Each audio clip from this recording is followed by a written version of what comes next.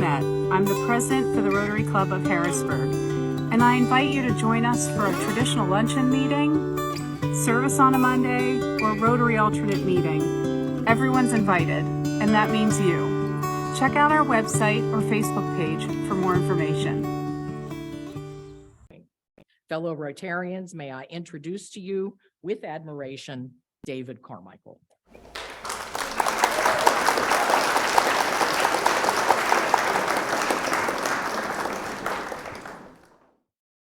Thank you, Susan. I appreciate the introduction. I need the big clock up here. I probably don't need it. So I'm tempted to start by telling you about something that happened a long time ago. I was speaking to a different service group, not Rotarians. I want to make that clear. And when I got up to speak, I couldn't help myself.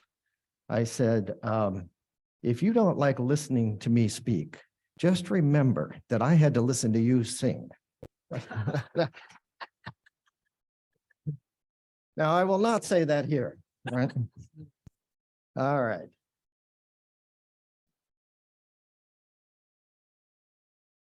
Give me one. There we are. All right. I want to talk first about what we do in the State Archives. We really have two different sections. We run the State Archives that cares for all of the permanent records of state government, anything that has to be kept forever.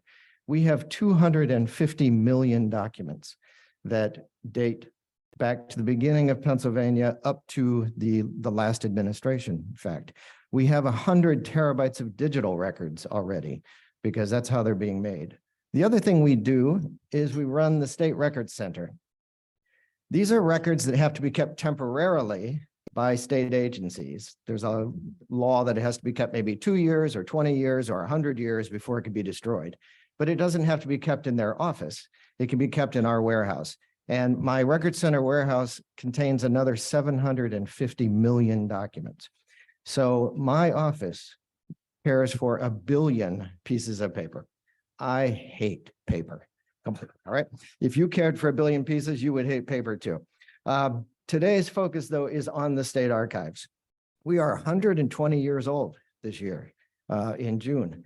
And we started in the State Library building, what is now the Ryan building, but it was the State Library building. And then in 1945, we became part of Pennsylvania Historical Museum Commission. And in 1964, we opened our current location, that big white monolithic tower that you see.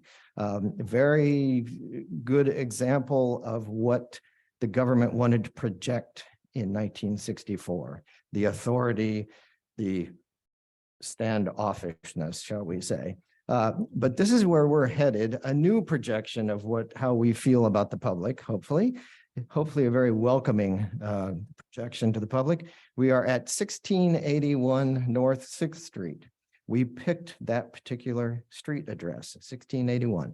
And if you don't know why, you'll know in a moment. So our core mission is to identify the permanently valuable records of state government. We preserve them and we make them accessible to anybody who is allowed to see them, which is mainly the general public. We have a few records that can't be opened yet to everyone, but that's not many. So that means that we have William Penn's original charter from 1681. There's that street address, right? For those of you who didn't know that. This was the charter that King Charles II gave to William Penn that created Pennsylvania as an entity, a colony. And you can see the Penn family didn't take very good care of their records because you can see the watermark on this. This is a very fragile document. It's 4 pages. We bring it out only once a year for people to see because it's that fragile. Next time will be March 12th, and we're displaying it at the State Museum, which is right next door to the State Archives. We have Pennsylvania's ratification of the U.S. Constitution, the document that made us a state. We have all of Pennsylvania's constitutions. This one's the 1776 Constitution. We have all of the acts of the legislature. Our very first act is the one called the Great Law that was passed in 1682 that William Penn introduced, and a, quote, legislature approved it with much arm twisting. And then we have all of the acts of the legislature from 1776 up to the present. They all come to the archives to be permanently preserved. we have about 1 million maps and photographs. And the maps go back to the beginning of Pennsylvania and right up to the current time. We have a lot of photographs. You can see here on the left is Teddy Roosevelt at the dedication of the state capitol. The man on the right with the beautiful white hair, I'm trying to emulate him, is the governor, Pennebaker. The center is Lincoln's funeral train, stopped at the Harrisburg train station here. And on the right is a World War II image of women working the factories in Pennsylvania to win the war. Hundreds of millions of documents. You can see this list is just a sample of the sorts of records, the types of records, the topics that we cover. Mostly state agency, but we are allowed also to collect any private records that we want to. We don't do that as much anymore as they used to years ago because we only have limited funds, unfortunately. And so we put most of our effort around government records because nobody else is allowed to collect those, and they can collect other things. But a lot of records, as you can see. We select the records that are going to live forever. We're sort of like the last judgment for records. You go to the heaven of archives or not. We describe those records, we preserve them, and then we share them with the public. But we need a good facility in order to preserve records for hundreds and hundreds of years. This is our current tower. And fortunately, it doesn't look like this right this moment because we have fixed that leak that was running down inside. But the building has problems. We also need space if we're going to store permanent records. We don't throw anything away for the most part, ever. So not in the archives. So you can see we have to protect the records in our facilities sometimes. When it rains heavily, we have to cover some things with plastic. So this is where we're headed. The future is a brand new building, and I'm going to show you a few things about what's happening there. This is the location, if you've not driven by it.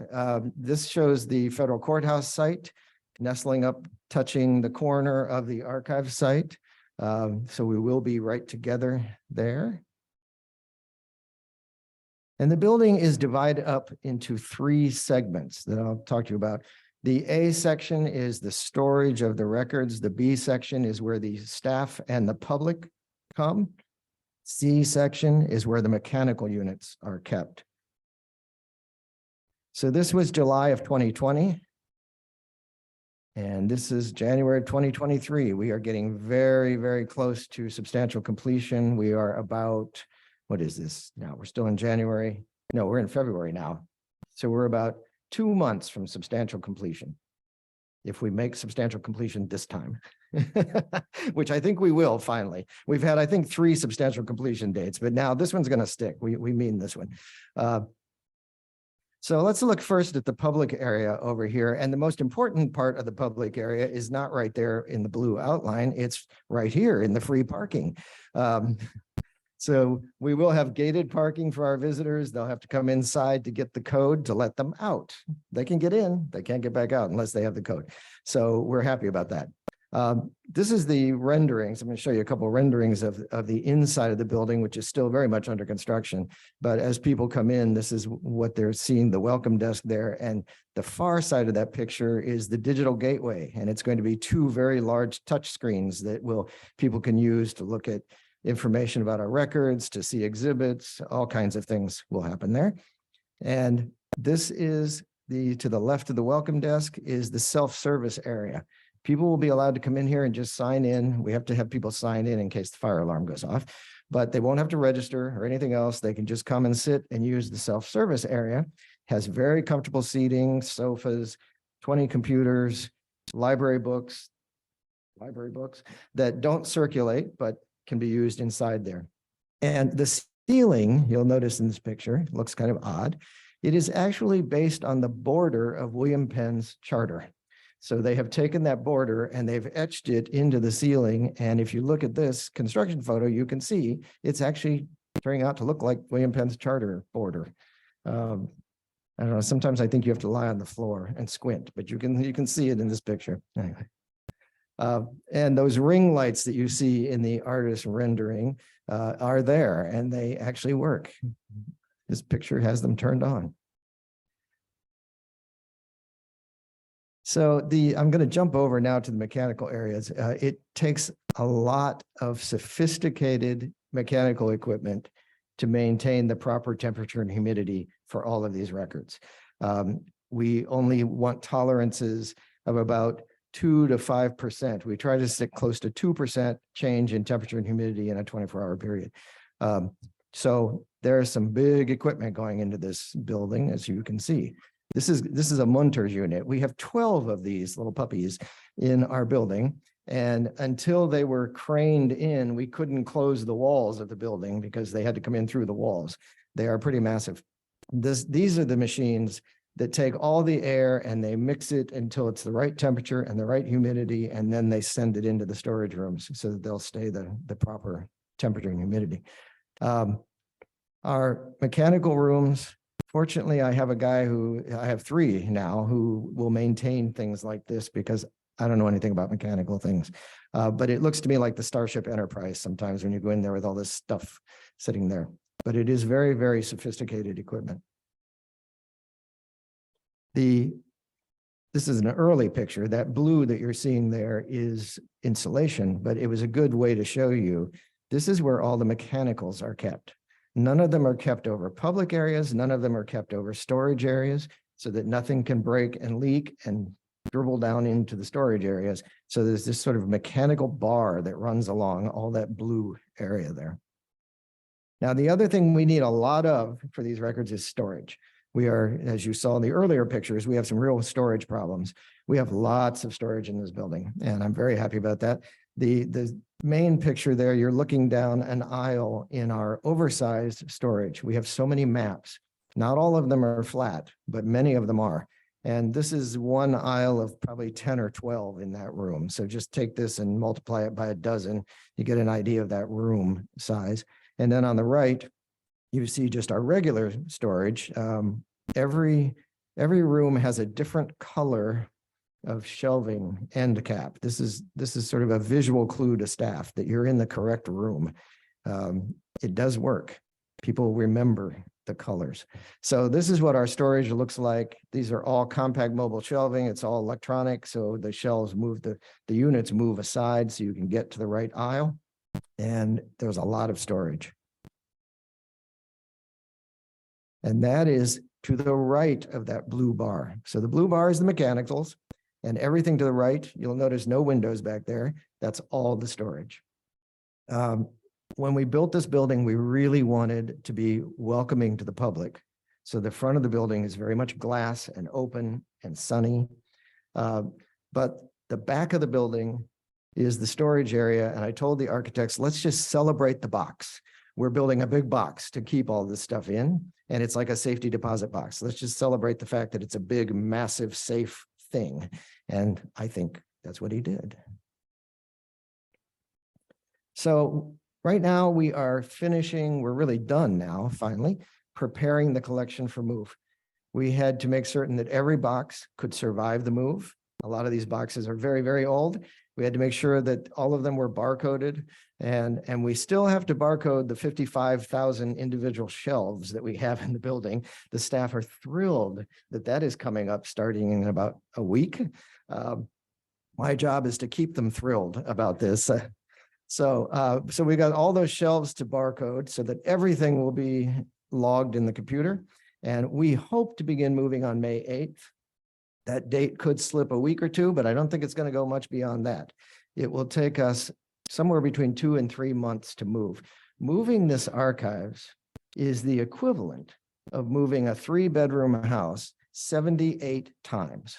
All right. So if you've ever moved a house, 1 is bad enough, if you ask me.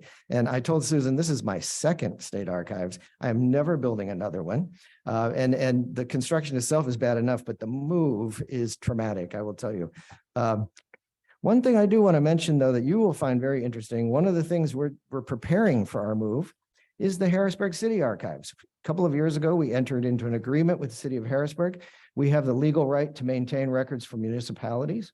And so we entered an agreement with them that we would take on the Harrisburg City Archives. And we went over to the reservoir and we went through the building there that had the archives, and it took a long time, months. And now those records are prepared and they are in much better condition today. And I hope you'll be pleased with that because we've taken them from the best conditions the city could find for them at the time. And we've now put them in much better storage containers and much better shelving, and they will live in this new building available to the public. Here we've even rehoused even in the file folders, as you can see from the picture here. So this is the end of what I have to say to you because I want to leave time for questions, but it is the beginning for us. It is a new beginning for us. We are very excited to be able to welcome people into the building. And I'll answer one question that I often get is how many people come to the building? We have a couple thousand people a year come to the building. We serve online anywhere from 4 to 6 million people a year. Most of our service is online. We have 21 million documents already online, but we have 250 million documents. So it'll be a while before we're done with that part. But we expect a couple of thousand people to come to the archives every year. And we are looking forward to welcoming them in this new space.